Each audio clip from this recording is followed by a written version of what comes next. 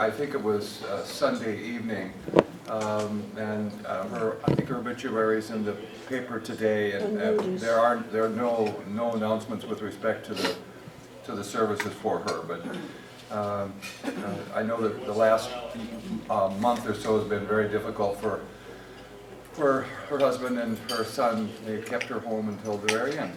And apparently she had what's called a good death. So, having done that, maybe we are going from bad news to bad news now, now that I think It's about it. in good. Yeah, right, okay. We're really pleased to have as our guest today Alice Craig. She is from the law school, an assistant professor, and she is associated primarily with the Paul Wilson Project for Innocence and Post-Conviction Remedies. Remedies. Right. I'll explain it. Okay, she's going to explain that to you. She has a strong connection to the University of Kansas. She has her bachelor's degree in business from Kansas and her JD from Kansas University, and she teaches courses in trial advocacy and mock trial, and then is very involved in this project. We had hoped to have Mr. Bledsoe with us, but he's making his life work for him. He's out in Hutchinson, and we will know more about that as you proceed. We're very glad to have you here. Thank you so much for coming.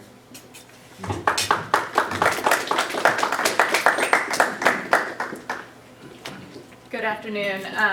Let me know if you can't hear me. I'm happy to be here.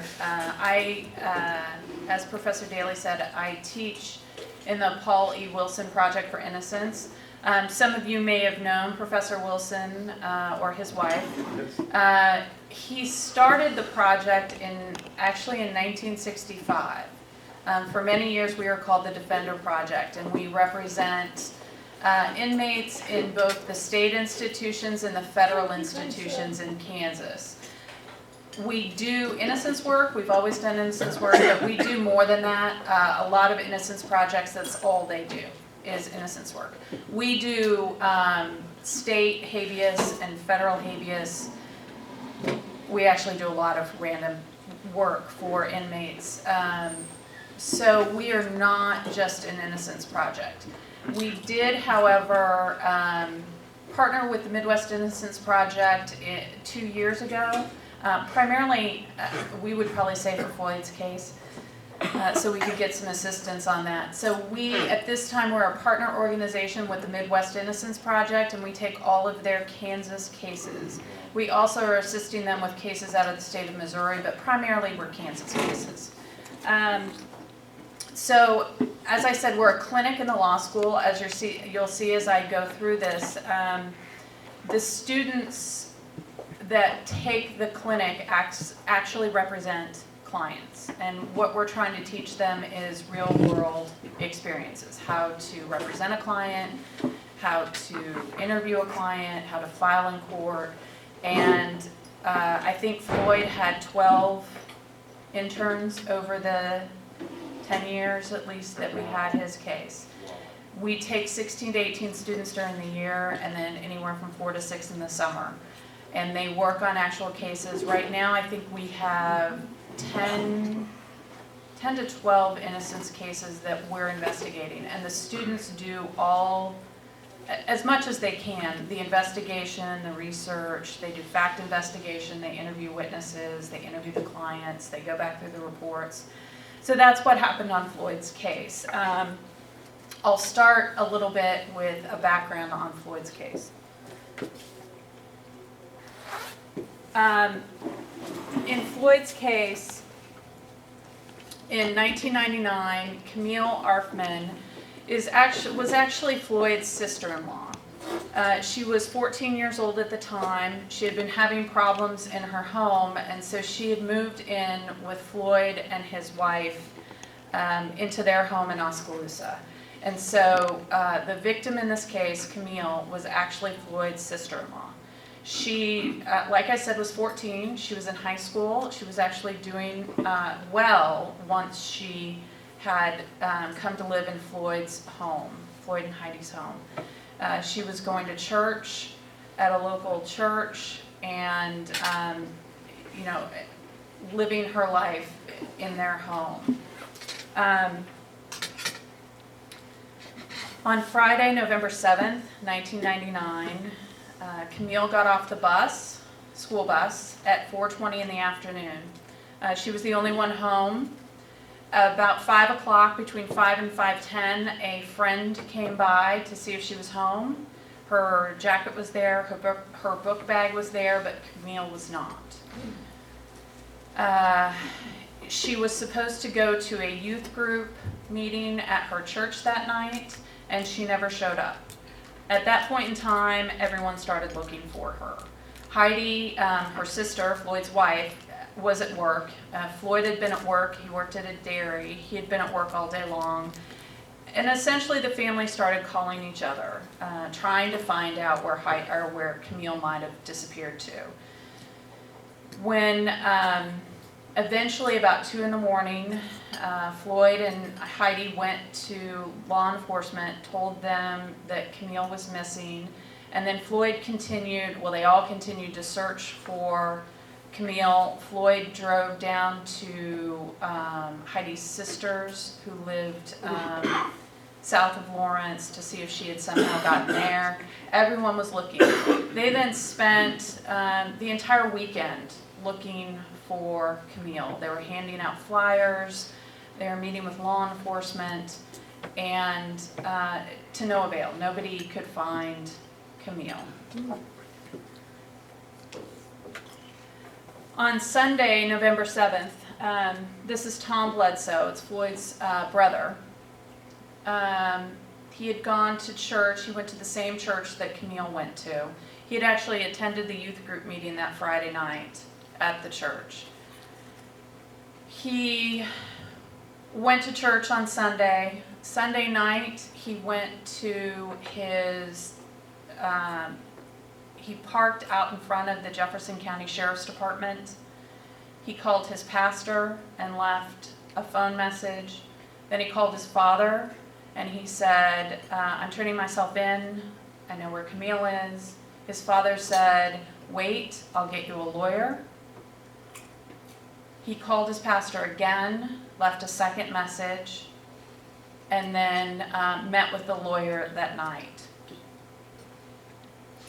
In those two messages, essentially, he never says that he killed Camille. However, he says, I'm going to turn myself in to the police. All I can say is I'm sorry. I'll pay for the rest of my life for what I've done. All I can ask is that you forgive me for what I've done, and I will pay for the rest of my life. I wish I could turn back the clock, but I can't. I made a choice. I wish I didn't. His lawyer took him and he turned himself into law enforcement. At that time, the only information we have is that he said he accidentally shot Camille. Really provided no information, at least as far as we know. There are no reports detailing any conversations with him at that point in time. He did, however, take them to where Camille was buried. It looks a little worse for wear these days. Tom lived with his parents, Floyd's parents as well, in this house. Camille's body was buried in essentially a ditch in the field behind their house. It was a trash ditch where you would put debris and then eventually burn it or cover it over with dirt. She had been lightly covered with dirt, and then there was plywood stacked on top of her. She was at that time it was unknown where she was killed. She was initially killed with a shot to the back of the head, and then she was dragged and placed where her body was found, and she was shot 2 more times through the chest in the ditch. At that time she was already deceased, but she was shot 2 more times at that point. She was killed with Tom's handgun that he had purchased several weeks before, that really no one knew he had purchased. He kept that handgun in his car underneath the seat, and they turned the gun in. to the police that night. So they turned that gun in, indicated it was the murder weapon. So at that point in time, Tom was arrested. He was arrested for Camille's murder and was placed in custody. At this point, we have ideas on what have happened. We now know some things that happened over the next 3-day time period, but up until the last year, that was really an unknown for us. There's very few reports from law enforcement between Sunday evening and Thursday. At some point in time, Tom recanted his confession and said, "It was not me, it was my brother Floyd." And law enforcement took him seriously despite really any physical evidence linking Floyd to the crime. They were both given a lie detector test. It's not admissible in court, but law enforcement often uses it for additional investigation. The report indicated that Tom had passed and that Floyd had failed. So at that point in time, Floyd was questioned over a long period of time. He never confessed to the crime. And on November 13th, which was Saturday, Tom was released and Floyd was charged with the murder. And this is Floyd back at his original trial hearings in 1999. So at that point in time, the primary evidence against Floyd was his brother. What his brother told law enforcement was that on that Saturday when everyone was looking for Camille, Tom said that he pulled up next to Floyd on the side of the road and they had a conversation.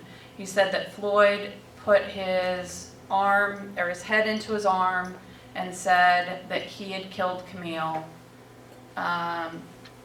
He didn't know why, but he had done it. One of the concerns we had always had about this conversation is they're both sitting there in their trucks with the engines running on the side of a road, and Floyd allegedly puts his head down while he's saying these words. Tom was extremely hard of hearing and really lip-readed only. He couldn't hear anything. So we always thought that conversation was a little implausible. The second problem we had is that when he initially started talking about this conversation, he said to law enforcement, it happened at this time, and the detective said, "You're lying." Tom said, "I'm not. Why do you think I'm lying?" And he said, "Because I was with Floyd at that point in time." So then Tom backed it up, and the detective said, "No, I was still with him at that point in time." Until they found a time where Floyd had gone out to hand out flyers and was not with another individual. Eventually, Floyd went to trial in Jefferson County. The trial was in it was in 2000. He was convicted of first-degree murder, aggravated kidnapping, and then aggravated indecent liberties with a child. They really weren't sure whether or not there was a sexual assault in this case, but her shirt had been pulled up. We always believed it was a result of dragging because she had drag marks on her back, but that was the evidence they used for the sexual assault in the case. At trial, the main testimony was Tom, who testified about the conversation and that he didn't do it. And then Tom's parents testified that essentially they were gone that Friday night, but when they came home, Tom was already in bed, and then they provided him an alibi for all day Saturday. When asked why Tom and his parents didn't help search for Camille, they responded, it was none of their business. So Essentially, those were some of the main witnesses against them. Everything else was circumstantial evidence. They actually brought in testimony. Floyd had 2 small children. His son, Cody, who was 2 at the time, had made statements at the church. The first statement was that Uncle Tom had killed Aunt Mimi. Then after Tom was released and Floyd was arrested, he said, Daddy killed Aunt Mimi. And so they admitted, of course Cody couldn't testify, he was 2, but they admitted those statements into evidence with no objection from defense counsel, and then they had adults testify that he was telling the truth when he said Floyd had committed the crime, but was not telling the truth when he said that Tom had committed the crime. There's no evidence that Cody was actually present. He was at the babysitter. So it was a very strange trial. When you read the transcript, it is one of those transcripts where you wonder how in the world this could ever happen in our judicial system. But it did, and at that point, it was sort of the spiral for Floyd. He always professed his innocence. Once you're convicted in our state courts, you have a direct appeal of conviction. Because this was a first-degree murder case, it went up to the Kansas Supreme Court, and they affirmed the conviction. Floyd was an advocate for himself at that point in time. We had actually been referred his case by his appellate attorney, and were prepared to take his case at that point. He had sent a letter to an attorney in Wichita by the name of Richard Ney and said, will you represent me in what's called state post-conviction? So essentially you can go back, you can have constitutional claims against your conviction. It's generally ineffective assistance of counsel. And Richard said, I'd be happy to, that'll be $10,000. And Floyd said, I don't have $10,000, I'm in prison. So, but he kept sending Richard letters and asking him questions, and finally Richard said, okay, I'll take your case. And so Richard Ney litigated his state post-conviction. He did it at the district court. You go back to the district court where you're convicted, and then he litigated up through the appellate court system because he lost again.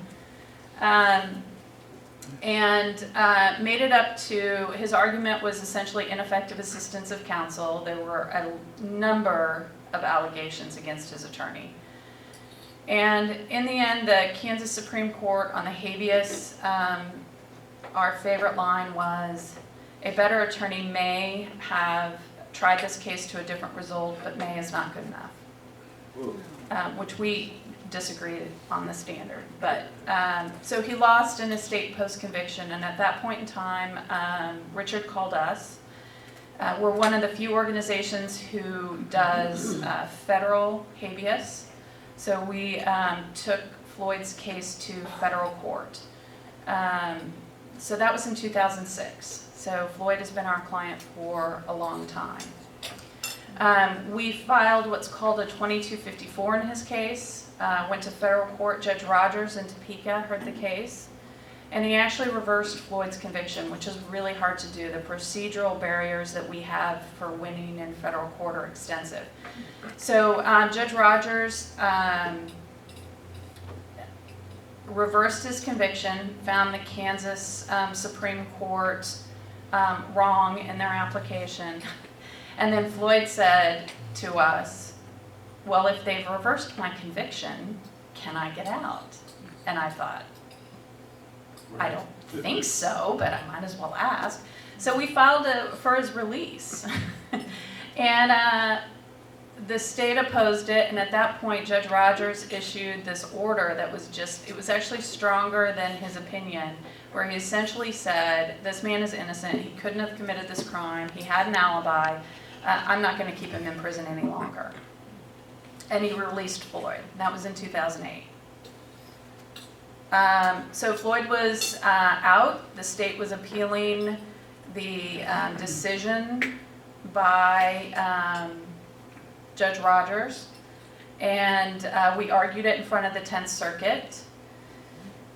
I thought it was interesting when we were in front of the 10th Circuit, we had Judge Taha and Judge Briscoe, which were both Lawrence attorneys, on the 3-judge panel, and I thought this is either going to be really good for us or really bad for us. Right. It was odd they were on the panel. It turned out it was really bad for us.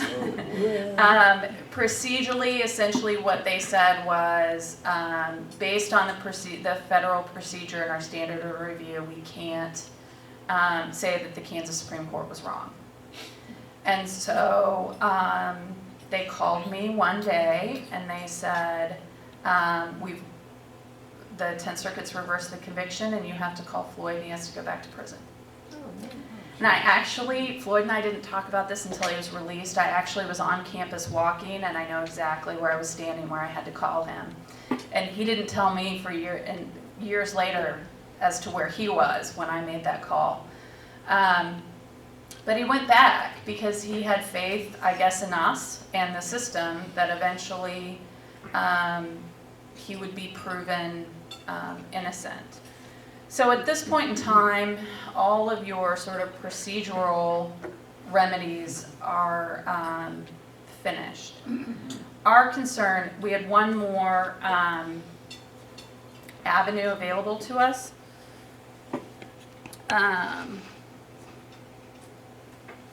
Which was, it's DNA testing. There's a statute in Kansas that allows you to go back and do DNA testing, either on old cases or if things were not tested previously.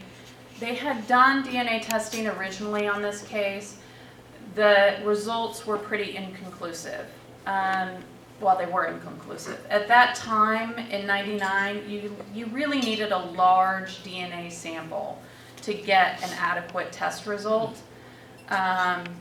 And I think they just didn't believe there was enough of a sample. They did do some preliminary tests on the sexual assault kit. It tested positive in their preliminary test for semen, but then you do a visual check and they didn't see any, so they didn't proceed further. So, you know, whether they had actually, if they had done further testing at that point in time, they would have found anything, I'm not sure. I mean, I think it really is what you can do now with DNA that makes the difference in this case. So as a clinic, we started deciding what we wanted to do for DNA testing. You pretty much get it automatically in most of these cases. So we were granted, actually the Jefferson County Attorney's Office was under essentially new management, and they said, fine, test whatever you need to test. So at that point, they were very cooperative with us. We, however, are a law school clinic, and the law school is kind enough to pay our salaries, but we had a few donors